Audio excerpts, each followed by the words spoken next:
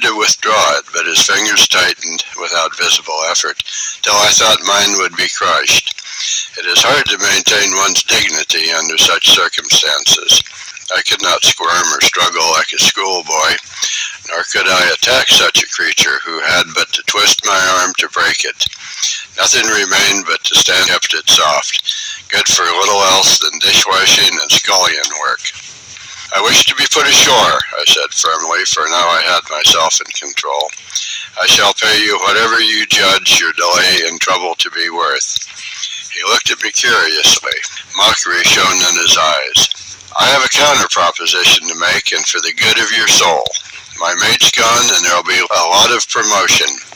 A sailor comes aft to take the mate's place, cabin boy goes forward to take the sailor's place, and you take the cabin boy's place. Sign the article for the cruise, $20 per month and found.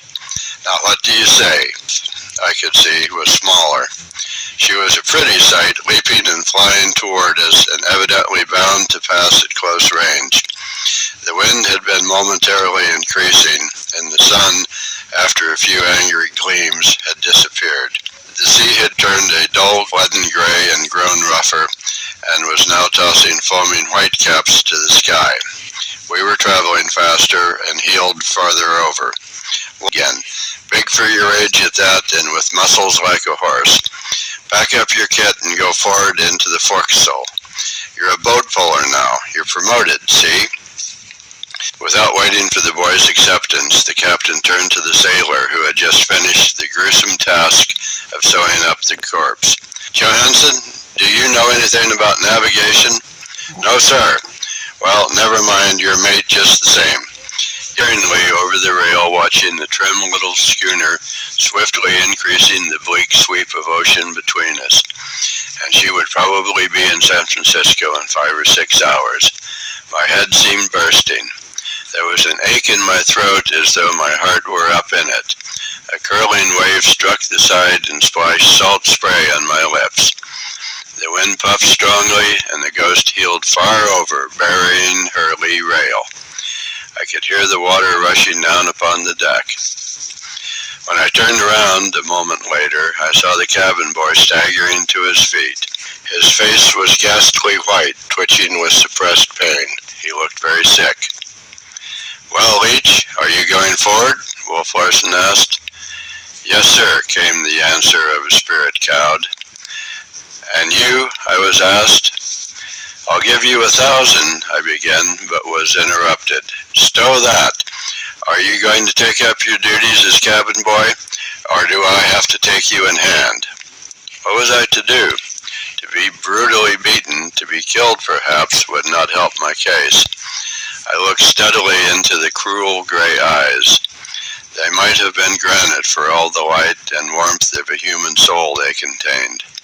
One may see the soul stir in some men's eyes, but his were bleak and cold and gray as the sea itself.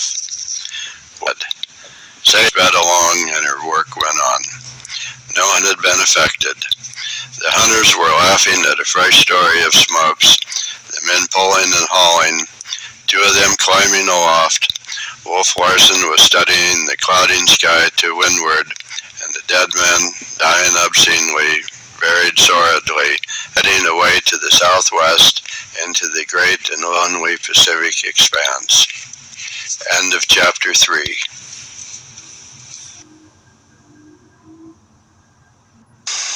Chapter 4 of The Sea Wolf. This LibriVox recording is in the public table where sat Wolf Larsen, Johansen, and the 6 hunters.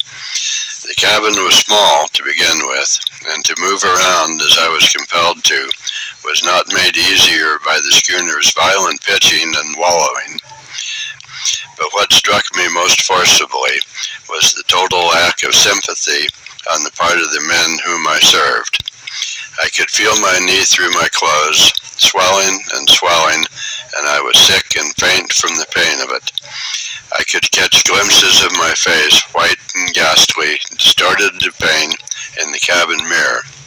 All the men must have seen my condition, but no one spoke or took notice of me, till I was almost grateful to Wolf Larsen later on, I was washing the dishes, when he said, Don't let a little thing like that bother you. You'll get used to such things in time.